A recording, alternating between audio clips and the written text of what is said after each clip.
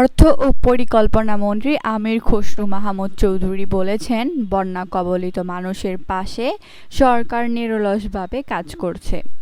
তবে ত্রাণ বিতরণের পর সবচেয়ে বড় চ্যালেঞ্জ হবে ক্ষতিগ্রস্ত পরিবারগুলোর পুনর্বাসন নিশ্চিত করা। কৃষি, মৎস্য, প্রাণিসম্পদ, আবাসন ও স্বাস্থ্য খাতকে অগ্রাধিকার দিয়ে সমন্বিতভাবে পুনর্বাসন কার্যক্রম পরিচালনা করা হবে। চট্টগ্রামের লোহাগাড়া উপজেলার আমিরাবাদ ইউনিয়নের পশ্চিম আমিরাবাদ সরকারি প্রাথমিক বিদ্যালয় মাঠে বন্যা দুর্গত মানুষের মধ্যে ত্রাণ বিতরণ শেষে সাংবাদিকদের সঙ্গে মতবিনিময়কালে তিনি এসব কথা বলেন। আমির খসরু বলেন, শুধু খাদ্য সহায়তা দিয়ে সরকারের দায়িত্ব শেষ হবে না। বন্যায় ক্ষতিগ্রস্ত কৃষকের ফসল, খামারিদের গবাদি পশু ও হাঁস মুরগি, মৎস্য চাষিদের মাছের ঘের এবং ক্ষতিগ্রস্ত বসতঘর পুনরুদ্ধারে পরিকল্পিত উদ্যোগ নেওয়া হচ্ছে। পাশাপাশি বন্যা পরবর্তী সময়ে রোগবালাই মোকাবিলায় প্রয়োজনীয় চিকিৎসা সেবা নিশ্চিত করতেও ব্যবস্থা নেওয়া হয়েছে। তিনি বলেন, চট্টগ্রাম জেলায় প্রায় ৭ লাখ মানুষ বন্যায় ক্ষতিগ্রস্ত হয়েছেন। এর মধ্যে প্রশাসনের মাধ্যমে ইতোমধ্যে প্রায় ১ লাখ মানুষের কাছে ত্রাণ সহায়তা পৌঁছে দেওয়া হয়েছে। সরকারের বিভিন্ন দপ্তরে সমন্বিতভাবে কাজ করছে এবং পর্যায়ক্রমে ক্ষতিগ্রস্ত প্রতিটি পরিবারের কাছে সহায়তা পৌঁছে দেওয়া হবে। সরকারের পাশাপাশি ব্যক্তি উদ্যোগ, সামাজিক ও স্বেচ্ছাসেবী সংগঠক এবং বিভিন্ন দাতব্য প্রতিষ্ঠানের ত্রাণ কার্যক্রমের প্রশংসা করে আমির খসরু বলেন, দুর্যোগ মোকাবিলায় মানবিক দায়িত্ববোধ থেকে সবাইকে ক্ষতিগ্রস্ত মানুষের পাশে থাকতে হবে। পুনর্বাসন কার্যক্রমেও সম্মিলিত সহযোগিতা প্রয়োজন। স্বরাষ্ট্রমন্ত্রী সালাউদ্দিন আহমেদ বলেছেন, বন্যা ও নদী ভাঙনে ক্ষতিগ্রস্ত মানুষের পাশে সরকার রয়েছে। প্রয়োজনীয় ত্রাণ সহায়তা অব্যাহত থাকবে। একই সঙ্গে ক্ষতিগ্রস্তদের পুনর্বাসন এবং স্থায়ীভাবে নদী ভাঙন প্রতিরোধে সংশ্লিষ্ট কর্তৃপক্ষকে কার্যকর পদক্ষেপ গ্রহণের নির্দেশ দেওয়া হয়েছে। কক্সবাজারের চকরিয়া উপজেলার ফাঁসিয়াখালী ইউনিয়ন বন্যা কবলিত মানুষের মাঝে ত্রাণ সামগ্রী বিতরণকালে তিনি এসব কথা বলেন। একই সঙ্গে তিনি ইউনিয়নের কুমারীছড়া এলাকায় নদী ভাঙনে ক্ষতিগ্রস্ত এলাকা পরিদর্শন করে ক্ষতিগ্রস্তদের খোঁজখবর নেন। ফাঁসিয়াখালী ইউনিয়নে আয়োজিত ত্রাণ বিতরণ কর্মসূচিতে বন্যায় ক্ষতিগ্রস্ত পরিবারের হাতে খাদ্য সামগ্রী ও প্রয়োজনীয় সহায়তা তুলে দেন স্বরাষ্ট্রমন্ত্রী। এ সময় তিনি ক্ষতিগ্রস্ত মানুষের দুর্ভোগ লাঘবে সরকারের পক্ষ থেকে সব ধরনের সহযোগিতা অব্যাহত রাখার আশ্বাস দেন। পরে স্বরাষ্ট্রমন্ত্রী কুমারীছড়া এলাকার নদী ভাঙন কবলিত স্থান পরিদর্শন করেন। ভাঙনের ভয়াবহতা সরেজমিনে দেখে তিনি সংশ্লিষ্ট কর্মকর্তাদের দ্রুত প্রয়োজনীয় ব্যবস্থা গ্রহণের নির্দেশ দেন এবং ক্ষয়ক্ষতির বিস্তারিত তথ্য সংগ্রহের নির্দেশনা প্রদান করেন। ত্রাণ বিতরণ ও পরিদর্শনকালে স্থানীয় জনপ্রতিনিধি, প্রশাসনের ঊর্ধ্বতন কর্মকর্তা, রাজনৈতিক নেতা, এলাকার গণ্যমান্য ব্যক্তিরা উপস্থিত ছিলেন। অন্তর্বর্তী সরকারকে অনির্বাচিত উল্লেখ করে ওই সময় যুক্তরাষ্ট্রের সঙ্গে করা চুক্তিকে দেশের স্বার্থবিরোধী বলে মন্তব্য করেছেন প্রবাসী কল্যাণ প্রতিমন্ত্রী ও গণ অধিকার পরিষদের সভাপতি নুরুল হক। তিনি বলেন, নির্বাচনের আগে ওই চুক্তি করা হয়েছিল। এর দায় বর্তমান সরকারের ওপর চাপানোর চেষ্টা করা ঠিক নয়।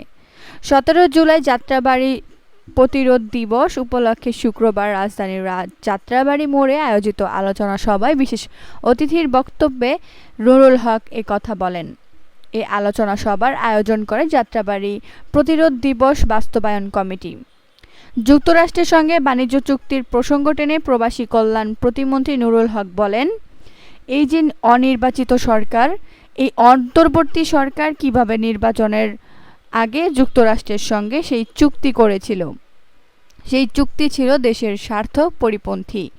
আজকে বিভিন্ন টকশো ও টেলিভিশনে বিএনপিকে দায়ী করার চেষ্টা করা হয়, কিন্তু ওই চুক্তি তো করেছে অন্তর্বর্তী সরকার।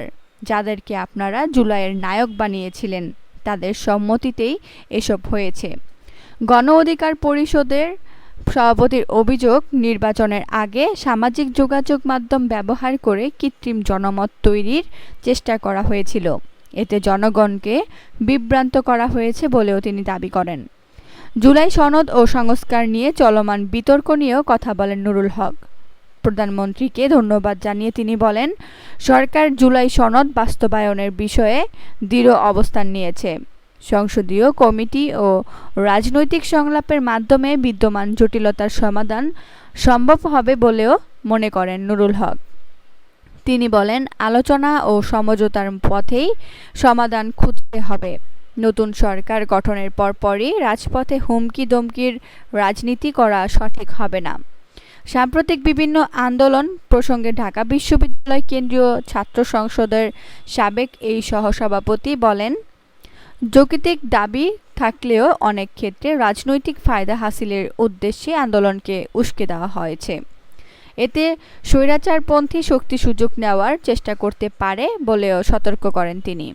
এ সময় সামাজিক যোগাযোগ মাধ্যমে বিভ্রান্তি ও অপপ্রচার রোধে ছাত্র সংগঠনগুলোকে সচেতনতা কার্যক্রম চালানোর আহ্বান জানান নুরুল হক।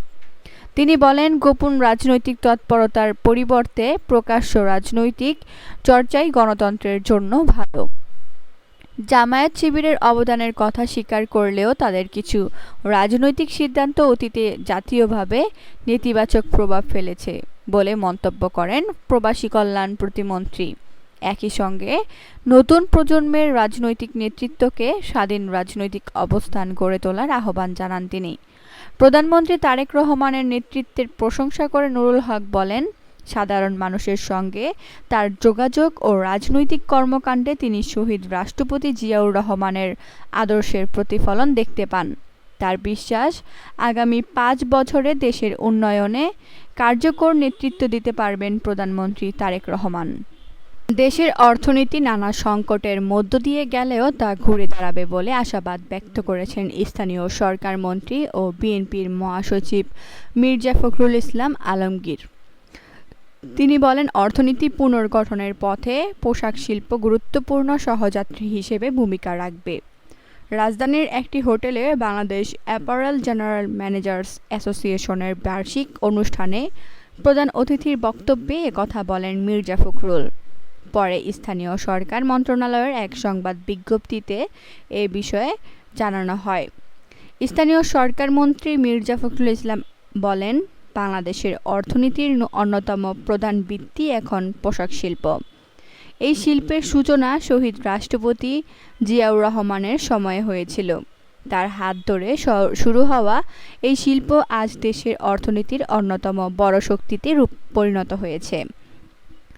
পোশাক শিল্পের ওপর ভিত্তি করে বাংলাদেশ সামনে এগিয়ে যেতে পারে উল্লেখ করে মির্জা ফখরুল বলেন, তবে বিগত সময়ে দেশের বিপুল সম্পদ পাচার সহ নানা কারণে অর্থনীতি বড় চ্যালেঞ্জের মুখে পড়েছে।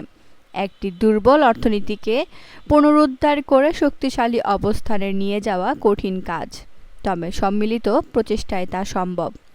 স্থানীয় সরকারমন্ত্রী বলেন, দক্ষতা উন্নয়ন, উদ্ভাবন ও সৃজনশীল অর্থনীতির বিকাশের মাধ্যমে বাংলাদেশ নতুন সম্ভাবনার পথে এগিয়ে যেতে পারে। পোশাক শিল্পে দক্ষ ব্যবস্থাপনা ও প্রশিক্ষিত জনবল তৈরির উদ্যোগ এ খাতের সক্ষমতা আরও বাড়াবে। এ সময় মির্জা ফখরুল ইসলাম বলেন, কর্মসংস্থান সৃষ্টি, শিল্পায়ন ও বেসরকারি খাতের বিকাশে সরকার সহযোগী ভূমিকা পালন করবে। উদ্যোক্তাদের বিনিয়োগ, উৎপাদন ও উদ্ভাবনের সুযোগ তৈরি করতে প্রয়োজনীয় পদক্ষেপ নেওয়া হবে। পোশাক শিল্পের বিভিন্ন সমস্যার কথা উল্লেখ করে স্থানীয় সরকার মন্ত্রী বলেন, বিদ্যুৎ, গ্যাস সংকট এবং উচ্চ সুদ হার উদ্যোক্তাদের জন্য বড় চ্যালেঞ্জ। এসব সমস্যা সমাধানে সংশ্লিষ্টদের সঙ্গে আলোচনা করে উদ্যোগ নেওয়া হবে।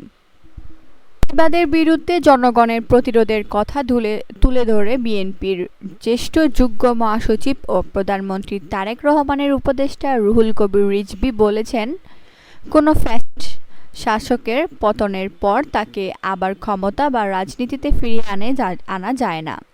শেখ হাসিনা দেশে ফিরে রাজনীতি করতে চাইলে তা জনগণ মেনে নেবে না। শুক্রবার রাজধানীর যাত্রাবাড়ির মোড়ে 17 জুলাই যাত্রাবাড়ি প্রতিরোধ দিবস উপলক্ষে আয়োজিত এক আলোচনা সভায় প্রধান অতিথির বক্তব্যে এসব কথা বলেন তিনি। অনুষ্ঠানের আয়োজন করে যাত্রাবাড়ী প্রতিরোধ দিবস বাস্তবায়ন কমিটি।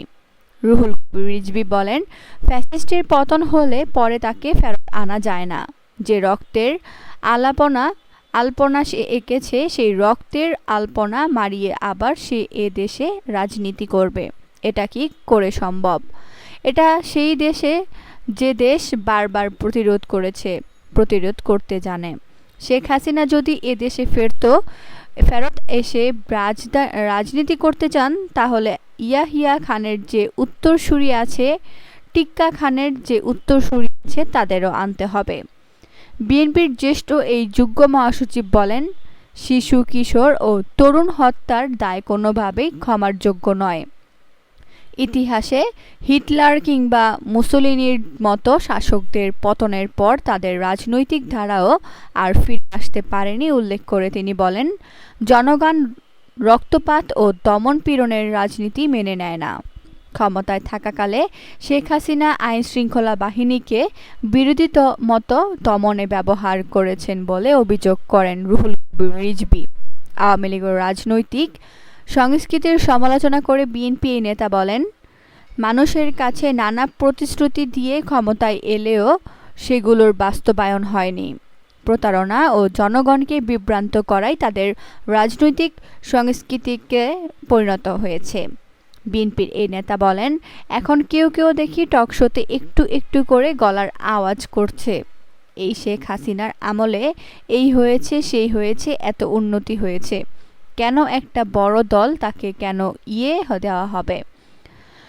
রাজনীতি করার সুযোগ পাবে না, শেখ হাসিনার চলে আসতে হবে। শেখ হাসিনা যদি এতই পাওয়ারফুল হন, তো পালালেন কেন?